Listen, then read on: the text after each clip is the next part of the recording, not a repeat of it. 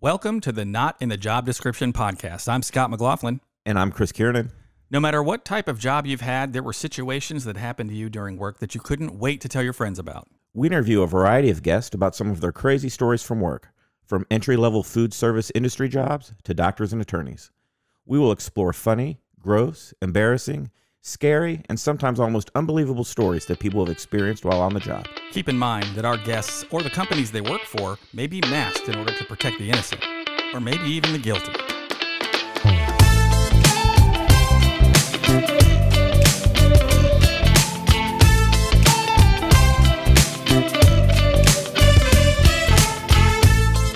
On today's show, we talk to Greg, who is in the business of car sales. Welcome, Greg. Hello. How's it going, Greg? What's up? I'm so glad you got a chance to come and talk to us today because we've been talking to you for a long time. I know I like people who take their job really seriously, but not themselves very seriously. And in my conversations with you in the past, you were 100% about your job in car sales, but you also have a pretty good sense of humor about yourself. So I appreciate that. So tell me, like, what kind of car sales are you into? New, used, how long you been doing it? Give us some background. First off, just thank you for having me on. I love the show. I'll tell you what, this show, I've listened to a lot of the casts and the fact, it's just like car sales. I got to listen to every person's job. Everybody needs a car, right? So it's really cool to be able to, that's why I love my job. It's one of the reasons is because I get to hear so many fascinating things. Yeah, I'm sure you do get a lot of backgrounds from people. Oh, yeah. It's just a normal part of the, so what do you do? In this business, you don't sell cars, you sell relationships, and it's all about just meeting people and getting to know them. So, to answer your question, I do both. I sell Chrysler, Dodge, Jeep, Ram product, and then pre-owned, I have everything from Teslas to hoopties. It doesn't matter. I'll be talking to you later about a hoopty. Or the same. How long have you been in the car business? Yeah, funny story. I got in about 5 years ago. Before that, my career, I was in collections. I was a bill collector. I was very good at that industry. I was actually networking. One of my buddies used to play football at Ohio State with Archie and Woody Hayes. This guy says he's out of work. He needs a job. And one of my buddy's moms owns a dealership. So I go and we're out to lunch. And I'm just going on and on and on about this guy. And I say, hey, look, I think this guy would be great. He's personable. He's been in sales his whole life. He's never sold cars, but give him a shot. He interviews. He actually does not take the job. Well, we're out to lunch again, and I said, man, the owner of this company, she looks at me. She's in her late 60s, and she said, Greg, you talk too fucking much. You need to sell cars. And I just looked at her. I was like, whoa, well, that's a sign. Yeah. I was doing really well at the time in my career, but what a godsend. That's funny. Yeah. Well, I imagine, like, I have experience in the collections world, and it really is all just about solving problems. Yeah, correct. And so when someone comes to you with a financial issue, you have to look to see what it is you have on the table to help them. Same thing with cars. And what are you looking for? What's important to you? That kind of thing. So 5 years, have you always sold primarily, was it like the Chryslers? And, yeah. Okay. Yep. So I just came to my second store. I left the other store after 4 years, and I've been at this current one for 1 year. So, I love the product myself. So, and I think it's one of those things where you got to love what you do. And I know all the training. So when I came into the industry, I know nothing about cars. Like, I don't change oil. I don't change tires. I don't know nothing. I'm right there with you, brother. And they say that in this industry, if you like cars, you're not going to be a good salesman. That's just the way it is. Really? Yeah. Why do you think that is? Is it because you're too attached to what the things you like about a car, so you'd have a hard time selling it to somebody else? Like, what's the rationale there? Probably. I would say probably because, they get into, the high end, high line type of vehicles, and they're not interested in selling the stuff that people actually need or can afford. Yeah. Right. Yeah. Right. That's funny. I remember going, well, first of all, I'm a car guy. I like cars. My first car. You'd be bad at car sales. I'd be horrible. No, actually, let me tell you, I think I'd be good, actually. Right. My first car was an MG Midget. Nice. And it was a lump of shit. I remember that car. I think I abandoned it over at Chris and I's friend's house when I was 18. But I remember that car, and I remember when it died, I had to look for a car. So I went to this Toyota dealership, and this was the funniest thing because I'm there with my mom because, she has a car. So she takes me to this dealership. This was probably 1987. Everything there was at least $5,000, and I'm just some stupid kid in high school. And finally, the guy who was showing us around said, look, man, I don't know. What kind of car you're looking for? And I just looked at him with these, like, please help me eyes. And I said, something really cheap. And he goes, well, look, I don't have anything on the lot here, but I'll tell you what, I'll sell you my car. And I said, oh, do you have it here? And he goes, yeah, I'll walk you right back to it now. Walks me into the back of this Toyota place. He was driving a Datsun B210, one of the ugliest cars you've ever seen in your damn life. It had honeycomb hubcap, like wheels. And I'll never forget it because he looked at me. He goes, you're not going to be pulling a lot of babes with this, but it runs. So I said, how much? He said, $400. I drove that sucker home. And the inside of it was immaculate. The outside, it was like primer colored blue. It was a mess, but it ran like crazy. I drove that thing for probably 5 years. Nice. I remember that car as well. We had a lot of fun times in that car. That's pretty much why people buy cars, out of necessity or want. Yes. You got to figure out what your buyer is looking at. And I tell you what, sometimes what they want, they can't get. So, sure. 4 wheels and an engine and a steering wheel works. Yes. So let me ask you, you said that, you had never done this before. Through lunch, they said, hey, you're a great talker. You could probably sell cars. So you show up. Did they send you to some kind of training school, or is it just all on the job training and shadow somebody for a couple of days and you're on your own? The training school was, hey, follow this guy around and listen to everything he says.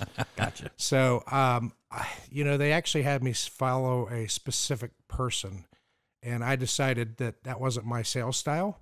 Because you have different styles of sale. You have a professional, which I'm clearly not. You have the talker, that's me. You have the guy who's kind of introvert.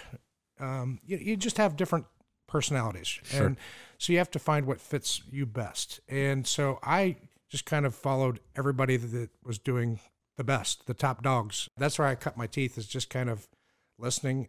Day 3, I was not allowed to, but I just decided that I was done following them and took my first customer and sold him a car day 3. So. Nice.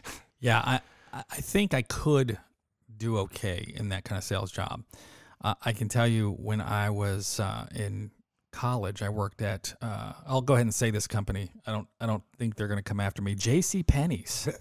And I'll never forget, because I was in an area that nobody wanted to be in. When I showed up there, they said, where do you want to work? I suppose you want to work in sporting goods. And I thought, you know what?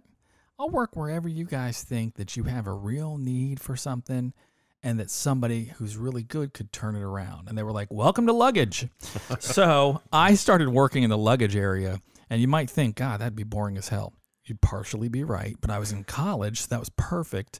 And I would just go around and read all the material on the luggage.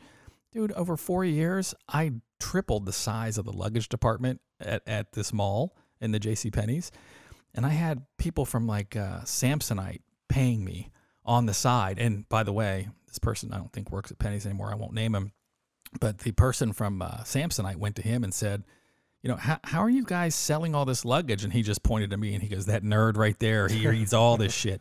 So they actually gave me a separate paycheck every quarter based on how much Samsonite. And I told him, I'm not going to sell more of yours if people are looking for cheaper things. And he goes, I just want you to keep doing what you're doing. So yeah, nice. Yeah, I do enjoy finding out what people's needs really are. And I think that probably translates in any sales job, right? Well, and I tell you, I was running around like a chicken with his head cut off. I was eager to learn. It was new. I'm in my late 30s at this point. I sold 36 cars my first month. And wow, the average salesman in America sells 10 to 12 cars a month. So, I mean, I murdered it. They actually had a sales meeting the next month, and I was told to stay out of it, and they all got their head ripped off because the new guy that has no idea what he's doing is outselling them. Then the day after that, fucking Greg's here today. Right. Yeah. They come to love me. You won them over with your personality. Sure. Right. Well, the thing about any kind of sales where you're dealing with the general population, you have to have some stories. I mean, you just have to. Just on a regular day, the kind of people that come in, and since you sell new cars and used cars, you probably have a wide variety of people buying. Any interesting customers that come to mind? So yeah, one of actually my favorite sales of all time was, it was a late afternoon in the midsummer, and it's dead. I mean, we got no customers, and there's probably 8 salesmen. We're outside telling stories because there's a lot of downtime in the car industry. That's the fun part. I feel like I don't really work, honestly. Yeah. So there's this guy, he looks homeless, and he's just walking down the street. And I'm saying, hey guys, watch this. I say, hey buddy, aren't you sick of walking? Come on in, let's buy a car. And a guy comes in, and 20 minutes later, I swear to God, he's driving out the lot with car. You must have pissed off more people at the dealership again. Like, Jaws this guy's dropped. pulling people off the streets. What's wrong with you people? It was pretty funny. They're like, at that time, I feel like I had like this God moment where I had arrived. You were just looking for another stranger to tap on the shoulder and sell a car to. And that's another funny story. Speaking of God, a lot of people are like, hey, let's pray on it. And I'm like, that's how you hear that more times than not. Well, this is about 3 months ago. One of the salesmen comes up to me and he says, hey, I have this Bible. I was going to throw it in the trash, but someone left it in the car. I was going to throw it in the trash, but I didn't want to see a customer to see this Bible in the trash. Yeah. So do you want it? And I'm like, sure. So, I put it in my drawer, and then later that day, literally had a customer say, let's pray. And I said, that's great. Let's, I pull out the Bible and I put it on the desk and I put my hand on it, bow my head. And, 20 minutes later, they're driving off the lot with the car.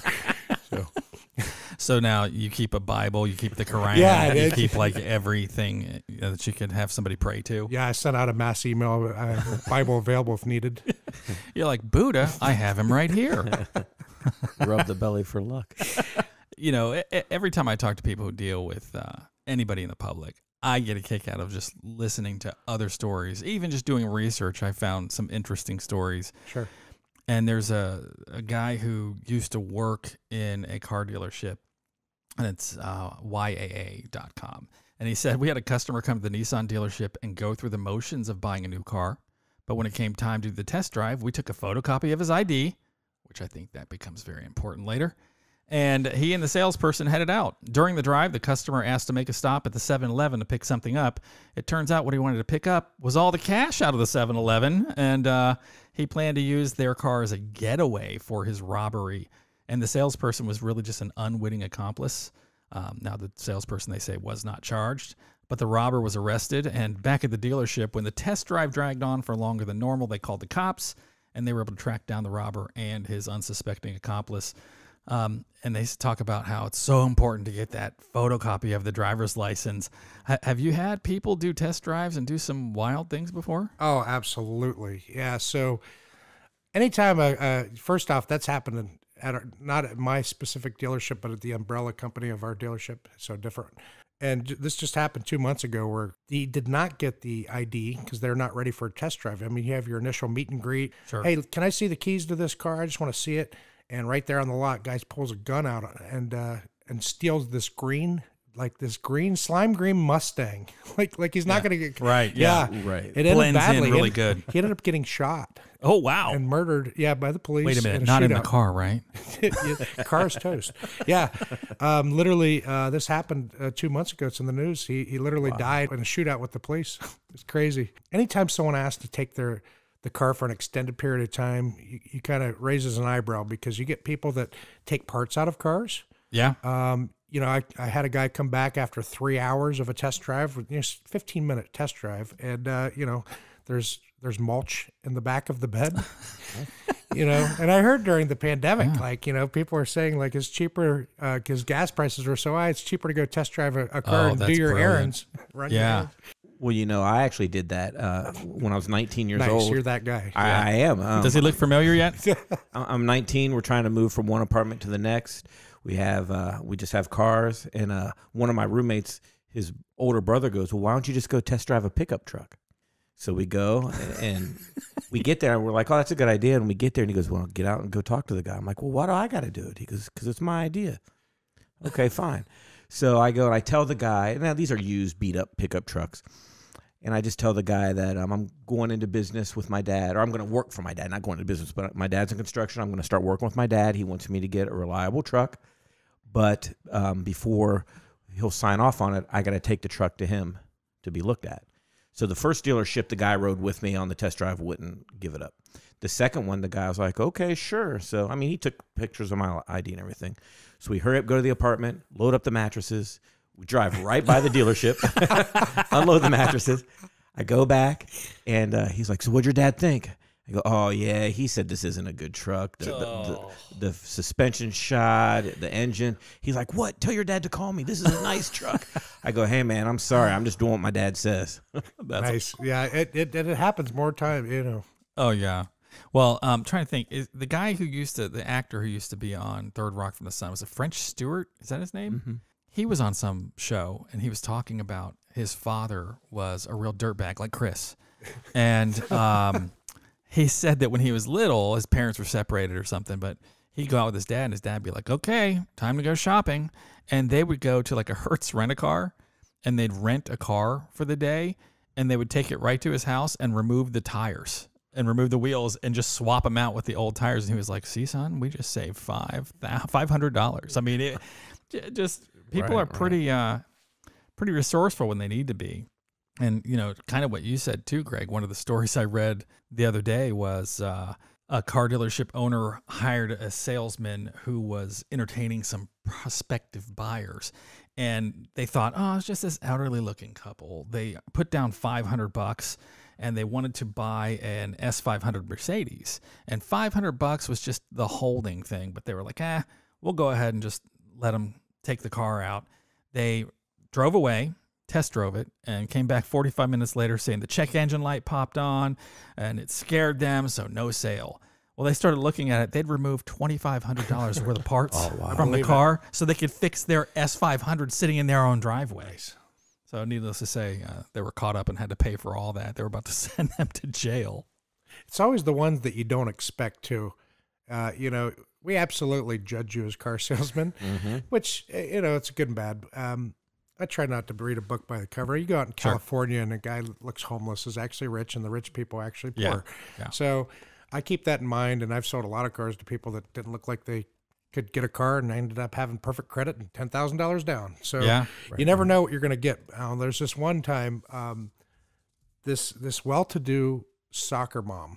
I mean, she comes in and she's good looking. She's got, you know, the yoga pants on and, you know, God bless her. Just, she's a beautiful woman and makeup, and she's trading in her car. And when I went to appraise the vehicle, it was the worst, filthiest, most vile piece of trash I've ever seen in my life. We're talking that trash started on the ground and went up past the dash. Whoa. Onto where the headrest is, onto the seat. Wow. And we're talking like Red Bull cans, coffee cups, cigarette butts. That's gross, man. Oh, it was nasty. And so it just shows you, don't judge a book by its cover because, wow. Yeah, you know, they used to teach us that. I wonder what her house looked like. Oh, my God. Maybe you don't want to know. I don't know if you guys have had an experience, but years and years ago, there's a road here in Ohio, in central Ohio, that used to just be nothing but car dealership after car dealerships, Morse Road. And we went looking for a car. And at the time, first of all, we were doing it Saturday afternoon. So we probably were wearing sweatpants and looked like we just rolled out of bed because we had just rolled out of bed. And we roll up there, and the first guy looks at us and is like, "Can we help you?" And I said, "Sure, yeah, we're just looking for a car." He immediately took us, I mean, literally almost by the arm, and pointed me to the cheapest cars they had, which I'm like, really? Do I need to brush my hair before I come to this thing?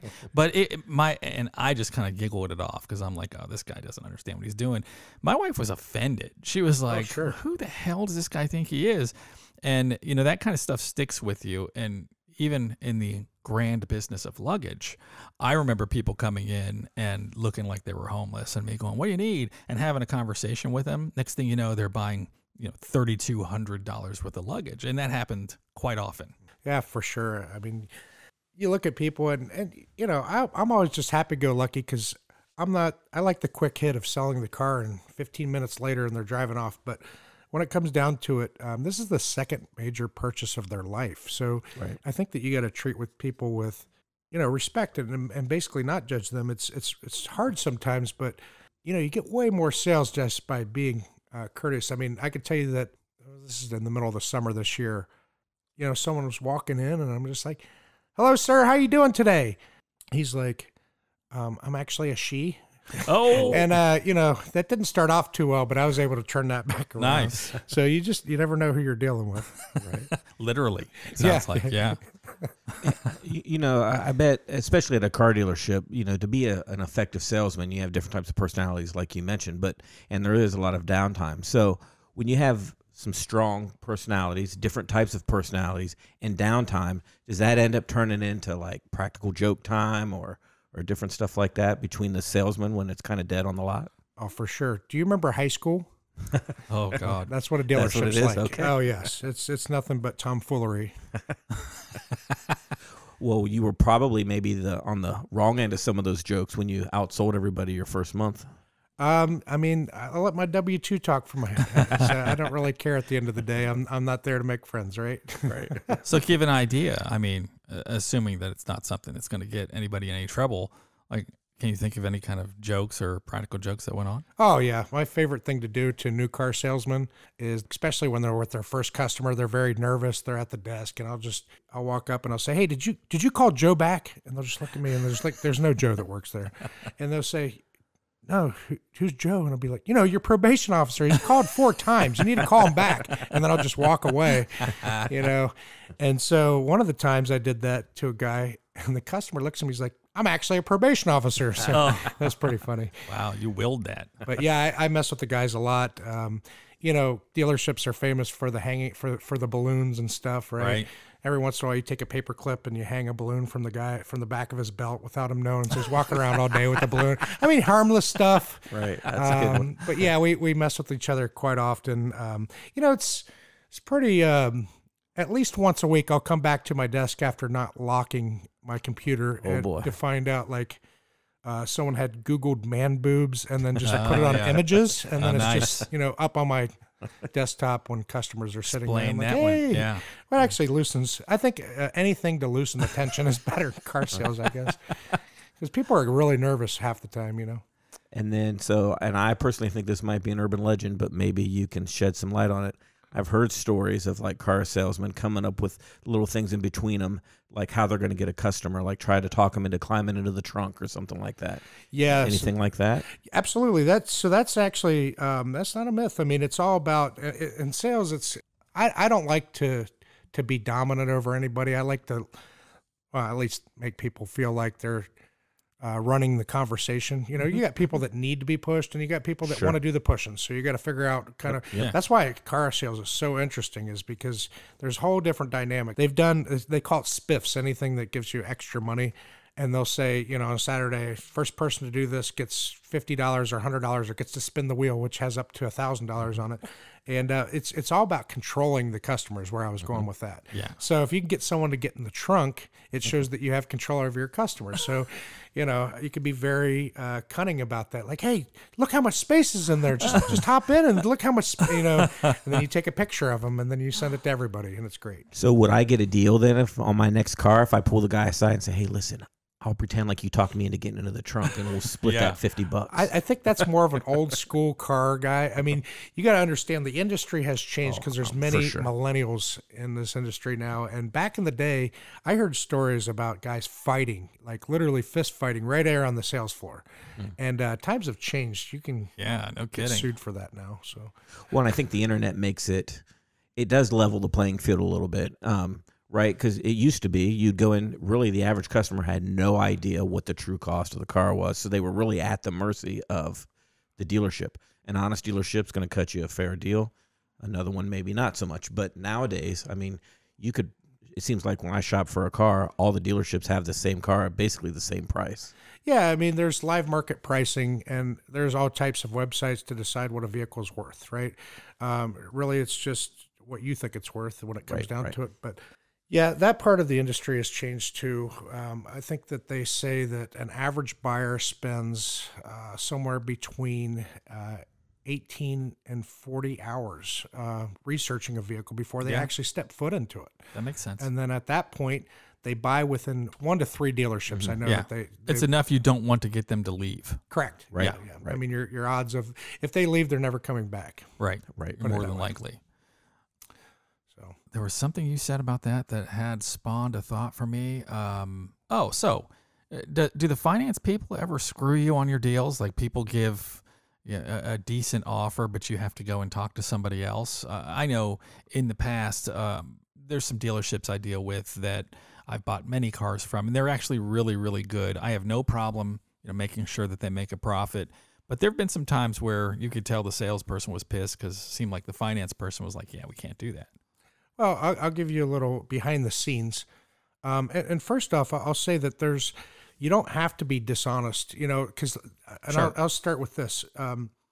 Coming into the industry, being on the other side of that table, I always thought car dealers were slimy. Like, you guys take advantage of people. And I mean, when you look at it, you don't have to lie to sell cars, right? No. And so what happens typically is there's not a lot of markup in vehicles anymore with the internet. And we Right. talked about that. Yeah. So, Right. you take the jewelry industry. What's the markup on that? 400, 1,000%. 500. Yeah, right. Furniture.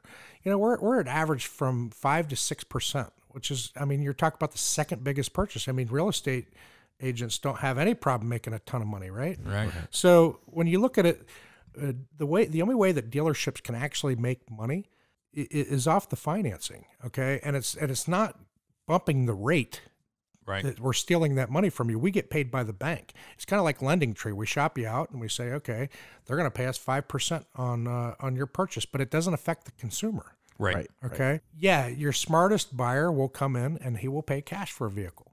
That's the best deal. But most people don't. But you don't want to see him though. No, absolutely. I want to sell him a car. You'll sell anybody, but all things even, do you get a benefit if somebody finances versus pays cash, or is it all the same to you? So the way I make my money, and actually every single person in a dealership is on commission. Yeah. That's all the way down to the detailers. Good.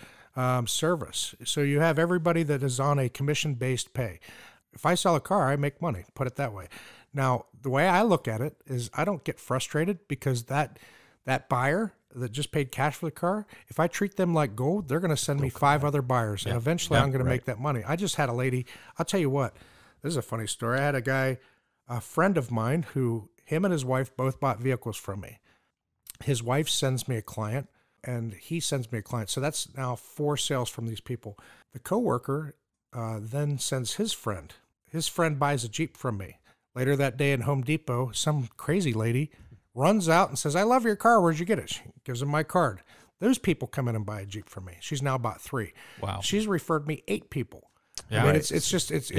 I build my own business like that, and you never know where they're coming from. Everybody needs a car. So you treat people like gold, and cash doesn't really matter to me. Right. Yeah. It doesn't matter. That's nominal if you get any more for a financing deal. And do you really get that many cash buyers? Cars have gotten so expensive. I can't imagine on new cars. Anyways, I guess maybe used cars, of course, but on new cars, where you're looking at $40,000 to $50,000, $60,000, are there that many cash buyers? No. Your cash buyers are more in the $15,000 to $25,000 range. You have now. What's interesting is the higher you go up in vehicle, like we're talking about the $100,000 TRX truck. Those are cash buyers because that's just pocket change to those kind of people. Right. So I would say that under 25 and then over 100,000. Those are your cash buyers, which is kind of weird, right? Right. That kind of makes sense. But you get the does make same sense. thing in the housing market. You get a $300,000 house, people are going to finance it. $2 million house, they're just cashing in some stock. Different customer. I did read something. There's evidently, and I don't have the information, so you guys can all just say this is bullshit, and I was guessing about it.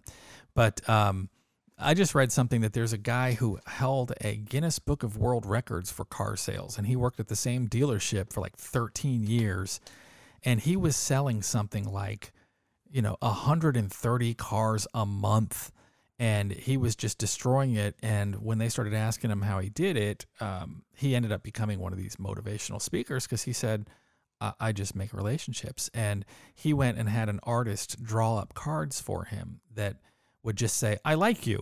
And then he would write him a nice little note and send it to every customer that bought a car from him. And he would send them a Christmas card. And he said eventually people had to make appointments to get his time because he was just booked 8 hours a day. I know that guy. He's actually in Michigan, if this is the same person we're talking about. He actually wrote a book that says how to sell 100 cars a month. Okay. wow. It might And- be him. Yeah. Yeah, he's got I think 3 personal assistants, and he doesn't do anything but sit at his desk and close deals. So yeah, I love to hear those stories of how people. The way I look at it is that I own my own business and I use the dealership as my overhead. It's free. Right. So people, they do get a little envious when you're at the top of the order every single month. How does he do it? Well, it's because I'm bringing in 10 to 15 referrals of people Right. that I know. I sent you one. My sister bought a car from you. Lovely lady. Well, I don't know about that, but she bought a car from you, and I know she's going to listen to this and give me shit for that. But yeah, she's very satisfied with that car. Awesome. I'm so happy to hear that. One time I went into it, and that's, I market to friends and family. And sometimes that's really hard because then you got people that have expectations, right? Right. And if you can't meet their expectations, then you're a bad guy. And it's like, my hands are tied in certain situations on price, whether it be this or that. But I love selling the referrals because, they trust me. And that's the bottom line. You really don't trust car people. Some people I get just by going to the casino. So like a couple of years ago, I took my business cards and I taped $1 bills to the back of them. And I left them scattered on the floor throughout the casino, dollar bill up. And then I wrote, $50 off or, like send me a referral. I wrote different things on the cards and I ended up selling 3 trucks by doing that. So, Oh, wow. That's awesome. You just never know where you're. What did that cost you? $40, $50? How many $20. did you drop? $20. Wow. Yep. That's pretty good. Yeah, that's really good. So have you ever had somebody who's come back? Because the reality is, when you sell new cars, there's a certain expectation that they're just going to be hunky-dory right off the lot. But when you sell used cars, it's not like you guys have owned these things for 10 years and you know how they are. Have you had people come back upset over some things that there's just no way you could have known about? Oh, for sure. And so, that's one of those things that that's the reason I like this dealership that I'm working for now. Okay. There's a difference. So just know that service and sales departments butt heads. They're 2 separate companies under the same company, if that makes sense. Mm-hmm. And Yeah. so what happens is they buy a car from auction. It needs tires, it needs brakes, it needs windshield wipers, whatever, what have you. And so it's then the service sends a bill, which is always way overpriced. I mean, we're talking, hey, we're going to charge you $100 for lug nuts, Right. And so they butt heads and they either approve or. So with that being said, a lot of times, because of the cost of that we have into the vehicle and what the market says that vehicle is worth. I mean, if you want a good deal, we got to sell it to you as is, right? This company I work for now is awesome. Every single car gets a service bill, whether it needs it or not. I sold a Honda with 800 miles on it. Didn't need anything. Still got a $1,500 bill. But that goes into a pool, the unused portion. And then it gets used to fix other vehicles that actually need it. So there's no button of heads. Everything gets fixed. And that's why I love, but yeah, you definitely have customers that will, want a brand new car for a used car price. And I tell them, I got new ones right over here. So, well, hell, anymore. Those prices were coming real close. Not in the past 8-10 months. Mm-hmm. Some used cars versus the brand new version of them because we couldn't get the new version. Right. I think COVID really threw things for a loop for a while. Right. COVID changed everything. It was almost like the used car prices were very close to the new. Everything's holding its value. I feel like, so this is my opinion. You have companies like Enterprise Rent-A-Car. And what they would do is they'd have 150 Nissan Rogues, right? And they'd run them until 40,000 miles, and then they'd sell them at auction right after the warranties expire. Yeah. Yep. And so they flood the market, and it brought the prices of cars down. Well, now Enterprise Rent-A-Car is running cars to like 75, 80,000 miles, right? Mm-hmm. Because they can't get new ones. Get new ones, right? So just that in itself caused all the markup. Yeah. So your better deal right now, even still today, is to go new. Yeah. And they're starting to come out. You're starting to see a dip right now where rebates are coming back and stuff like that. It's more affordable. But even then, I mean, you take a Jeep Compass, it's $10,000 more than it was 2 years ago. Same exact car, right. Same technology, nothing's changed. Well, that's not going to get any better with inflation as we start to see rates creep up more and more. Not only is the price of the car going to get more, but the financing of that car is going to be more. So it is going to be an interesting environment. Yeah, $300 car payment doesn't exist anymore. No. Right. Oh, I hope my wife is listening to this. She insists that we can find cars for $300 a month. I'm like, no, you can. Unless we're a cash buyer, I guess. That's right. Yeah. If you're listening, I'll tell you this. Here's an easy way to figure out if you can afford a car. If you have decent credit, every $5,000 that you finance is about $100 in car payment. Yeah. So $15,000 car is a $300 car payment anymore. Yeah. And that's not going to be any new car. Right. Although it could be a smart car. I don't even know what those go for. But ironically, I was reading Consumer Reports, and they said the funniest part is the worst car you can get to be dumb to buy would be the smart car. Right. I'm a smart. My brain's going to explode. Yeah, the old smart car is probably about the size of the table we're sitting at. And Right. I think my MG Midget might have been a little bit bigger. Mm-hmm.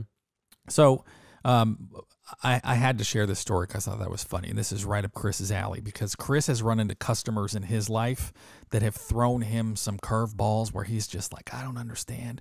And he'll tell a story here in a minute if I nudge him into it. But in one of the things I researched, they said that one car dealership got a call from a very irate customer who complained that while his car drives perfectly in day mode, it does zilch in the night mode. After a lot of back and forth, they finally figured out the D meant drive, and the N was neutral. And this guy actually thought it was a night mode, and the damn car wouldn't move. And I thought that's fantastic. That's the kind of thing I'd run into and have to keep a straight face. So I'm trying to guess which, in my former life, I worked in a grocery store for 10 years. That's it. And, you have all types of customers that would come in from all walks of life. And I'm a young kid working behind the counter in the service counter, 23 years old. I'd really only experienced my little bubble of the world. And a foreign person kind of comes up to the desk, and he's from like India maybe or someplace like that. And he says, I'm looking for the sauce. I'm like, okay, well, spaghetti sauce is down aisle 7 right next to the spaghetti. No, sauce. Okay, maybe like Alfredo sauce. Like I'm running through all these different types of sauces, right? He's like, no, the sauce to clean with. So now I'm like polish? I'm all over the place. Finally, he goes, no, SOS. He wanted like SOS scrub pads, but because he's not American, so he was reading it, right? Like phonetically. And I was running through every kind of sauce I could think of, and it ended up being the SOS scouring pad. So, but hey, we solved the mystery. Work during the day, but not during the night version. Yeah. Yeah, that's fine. Exactly. Been there, done that. So, as far as you selling cars, I'm very curious. You talked about a lot of the good things. What's the worst part about having the gig of selling cars? The hours. I tell you, I've got it better now than I used to, but I mean, you're working, you got to be available when the customer's available. So, you work, it's either do you want to be at the party or do you want to pay for the party? Right. So right. It's one of those things where if you have a family life, Saturdays are out. Right. Weekends are going to be out. I mean, I can get off for weddings and stuff like that, and I need to because I need to put my face places. Like, oh yeah, right. I've actually sold a car from a wedding. I went to a wedding. You're the car guy. Right. Next day, she came in and bought a Jeep. But that would be and sometimes the other thing is sometimes you feel guilty in certain situations because people just aren't that smart. And you're not taking advantage of them, but at the same time, you're trying to sell them a car, and that it's not going to fit their needs, but at the same time, this vehicle is coming back on a repossession in about a month. Right. Oh my God, you just reminded me of something. Years and years ago, I worked for a bank, and I was in the area that was doing all kinds of floor planning for car dealerships. So we would give loans out for all of their inventory that they would get in from the manufacturer. And one of the guys, he was like the VP over the area. We had to take a road trip, which is weird in itself because I think we drove to somewhere in Tennessee. So it was like a 4 or 5 hour drive. And he said he used to work at one of these buy here, pay here places. And they used to go to the auctions to get cars. And so they would do bets. Like if there was something like a red, Trans Am, they would go, we're buying that. And then the second bet was going to be how many times we're going to sell it in the next 12 months. And he said the record was 6. In 12 months, they sold the same car 6 times because some dork would come in and be like, I got to have that red Trans Am. And they would say, well, it's $4,000 down. And back in the day, $350 a month. Right. And they knew that they wouldn't get past the first payment. And then they go and repo it and it's back on the lot and they would sell it again. And he said that was one of the things they did to kind of kill time, is put side bets on how many times they were going to sell a car. That's reason 500 I'm not in that business. All right. So clearly you're not in with the service department, right? But your customers rely on them. Do you guys ever do loaner cars and things like that? We do. And if we run out, we actually have an agreement with Hertz. Wow. And we send them out. People that bring their vehicle in, it's going to be a day or two. We'll or like a few hours, we'll send them out in an Uber and bring them back in an Uber. So nice. I feel like they take care of people. Have you ever heard of anybody do anything bad to one of the loaner cars, or that you're aware of anyway? Maybe you don't even see that part of it. Wow, you hit me from left field there. Nothing comes to mind. I mean, every once in a while you have one come back and it smells like a blunt, but well, yeah, they're not going to do that in their own car. That right. Makes it smell, right? Yeah, I was curious. There were all kinds of stories about people. Yeah, Luke just sent me a message that said, Dirty Mike and the boys. Yeah, exactly.